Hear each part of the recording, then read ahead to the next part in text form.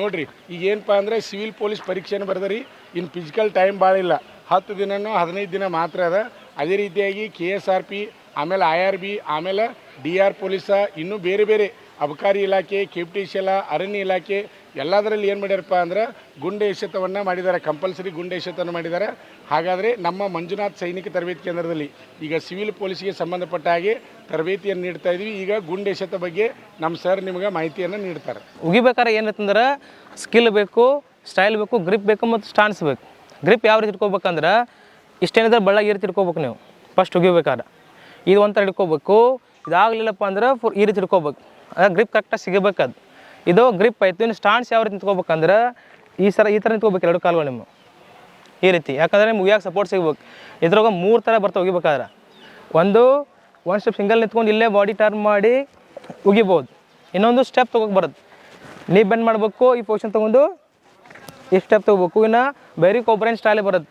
ಇದು ಅಮೇರಿಕನ್ ವ್ಯಕ್ತಿ ಹೋಗೋದಂಥ ಸ್ಟೈಲ. ಯಾವ ರೀತಿ ಉಗಿಬೇಕಂದ್ರೆ ನಿಮ್ಮ ಬಲಗಾಲನ್ನು ಕೆಳಗೆ ನೀ ಡೌನ್ ಮಾಡಿ ಈ ರೀತಿ ಬೆಂಡ್ ಮಾಡಿಕೊಂಡು ಈ ಸ್ಟೆಪ್ ತೊಗೊಂಡು ಕರೆಕ್ಟಾಗಿ ಈ ರೀತಿ ಉಗಿಬೇಕು. ಇವು 3 ಥರ ಸ್ಕಿಲ್ ಬರ್ತಾವೆ. ಇದರಲ್ಲಿ ಯಾವ್ದು ಬೇಕಾದ್ರೆ ಉಗಿಬೋದು. ಅಲ್ಲಿ ಮೇನ್ ಏನು ನೋಡ್ತಾರೆ, ಗ್ರಿಪ್ ನೋಡ್ತಾರೆ, ಕರೆಕ್ಟಾಗಿ ಹಿಡಿದಿರಿಲ್ಲ ಮತ್ತು ಎಷ್ಟು ಮೀಟ್ರ್ ಜಾಸ್ತಿ ಉಗಿದ್ರೆ. ಮತ್ತು ಉಗಿಬೇಕಾದ್ರೆ ಉಗಿದ ತಕ್ಷಣ ಈ ಲೈನ್ ಕ್ರಾಸ್ ಮಾಡೋಂಗಿಲ್ಲ. ಈ ಲೈನ್ ಕ್ರಾಸ್ ಮಾಡಿದ್ರೆ ಫಾಲ್ ಇರೋದು. ನೀವು ಎಷ್ಟೇ ದೂರಗಿರೋದನ್ನ ಲೈನ್ ಕ್ರಾಸ್ ಮಾಡಿದ್ರೆ ಫಾಲ್ ಆಗುತ್ತೆ. ಇಲ್ಲಿ ಸೈಡ್ ಈ ಕಡೆ ಲೈನ್ ಇರ್ತಾವೆ, ಸೈಡಲ್ಲಿ ಸೆಂಟಿಮೀಟ್ರ್ ಇರ್ತಾವೆ. ಅವನ್ನ ಏನು ಮಾಡ್ಬೇಕು, ನೀವು ಅರ್ಧ ವೃತ್ತದ ಆಚೆನ ಈ ಕಡೆ ಬರಬೇಕು. ಉಗಿದ ತಕ್ಷಣ ನೀವೇನು ಮಾಡ್ತೀರಿ, ಒಬ್ಬೊಬ್ಬರ ಉಗಿತೀರಿ, ನಿಮಗೆ ಗ್ರಿಪ್ ಸಿಗೋಂಗಿಲ್ಲ, ವಾಪಸ್ ಹಿಂಗೆ ಕಾಲಿಟ್ಟು ಬಿಡ್ತೀರಿ. ಇದು ಫಾಲ್ ರೀ. ಮತ್ತು ಉಗಿದ ತಕ್ಷಣ ಹಿಂಗೆ ಸೈಡ್ ಹೋಗಿಬಿಡ್ತೀರಿ. ಹಿಂಗೆ ಇದು ಫಾಲ್ ರೀ. ನಿಮ್ದು ಏನು ಅರ್ಧ ವೃತ್ತ ಐತಲ್ಲ, ಸರ್ಕಲ್ ಐತಲ್ಲ, ಅರ್ಧ ಸರ್ಕಲಿಂದ ಈಚೆನೇ ಬರಬೇಕು.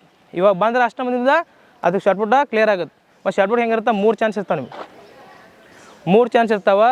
3 ಚಾನ್ಸ್ನಾಗ 1 ಚಾನ್ಸ್ ಹೋದ್ರೆ ಭೀ ಫಾಸ್ಟರ್ ಅದು ತೀತಲ್ರಿ. ಫಸ್ಟ್ನೇ ಚಾನ್ಸ್ ಹೋದ್ರೆ ಕ್ಲಿಯರ್ ಆಗಿಬಿಡುತ್ತೆ. 2 ಚಾನ್ಸ್ ಫೇಲ್ ಆಗಿ ಲಾಸ್ಟ್ 3ನೇ ಚಾನ್ಸ್ ಇರ್ತಾವೆ, ಅವಾಗ ಹೋದ್ರೆ ಭೀ ಪಾಸ್ ಆಗುತ್ತೆ.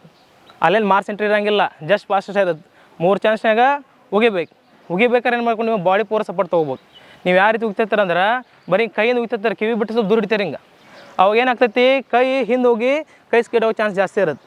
ಅಂದ್ರೆ ಒಂದು ವೇಟ್ ಇರುತ್ತಲ್ಲ, ವೇಟ್ ಸ್ವಲ್ಪ ಇನ್ಬ್ಯಾಲೆನ್ಸ್ ಆಗಿ ಹಿಂದೆ ಹೋಗುತ್ತೆ. ಅದಕ್ಕೆ ನೀವು ಸಪೋರ್ಟ್ ಯಾವ ರೀತಿ ತೊಗೋಬೇಕಂದ್ರೆ ಇಲ್ಲಿ ಭುಜ ಐತಲ್ಲ ಕಿವಿ ಹತ್ರ, ಇಲ್ಲಿ ಇಟ್ಕೋಬೇಕು ಗುಂಡ್ರಿ. ಹಿಂಗೆ ಉಗಿಯೋತಕ್ಕ ಇದು ಪೊಸಿಷನ್ ತೊಗೋಬೇಕು. ಹಿಂಗೆ ಸ್ವಲ್ಪ ನೀ ಬೆಂಡ್ ಮಾಡಿ ಈ ರೀತಿ ತೊಗೋಬೇಕು.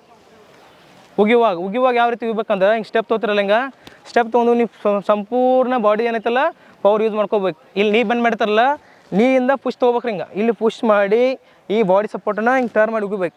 ನೀವು ಬರೀ ಕೈಯಿಂದ ಹೋದ್ರೆ ಗುಂಡು ಜಾಸ್ತಿ ಮುಂದೆ ಹೋಗಂಗಿಲ್ಲ. ಪೂರ ಬಾಡಿ ಸಪೋರ್ಟ್ ತೊಗೊಂಡ್ರೆ ಗುಂಡ ಜಾಸ್ತಿ ಮುಂದೆ ಹೋಗುತ್ತೆ. ಅದು ನಿಮ್ಮ ಅಬ್ಸರ್ವ್ ಇರ್ಬೇಕು ತಲೆಯಾಗಿ. ಒಂದು ಸರಿ ಉಗಿತ ನೋಡ್ರಿ ಯಾವ ರೀತಿ ಉಗಿಬೇಕು ಅನ್ನೋದು.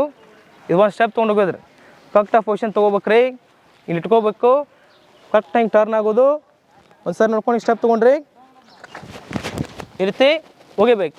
ಉಗಿದ ತಕ್ಷಣ ಮೇನ್ ಗ್ರಿಪ್ ಇಲ್ಲೇ ಇರ್ಬೇಕು. ಇಲ್ಲಿ ಇಷ್ಟು ನಿಂತ್ಕೋಬೇಕು. ವಾಪಸ್ ನೀವು ಲೈನ್ ಇಟ್ಕೊಳ್ಳೋದ್ನಿ ದಾಟ್ ಅಂದ್ರೆ ಫಾಲ್ ಆಗೋ ಚಾನ್ಸ ಜಾಸ್ತಿ ಇರುತ್ತೆ. ತೈತಲ್ಲ ಉಗಿತ್ರ ಒಂದು ಸರಿ ಯಾರು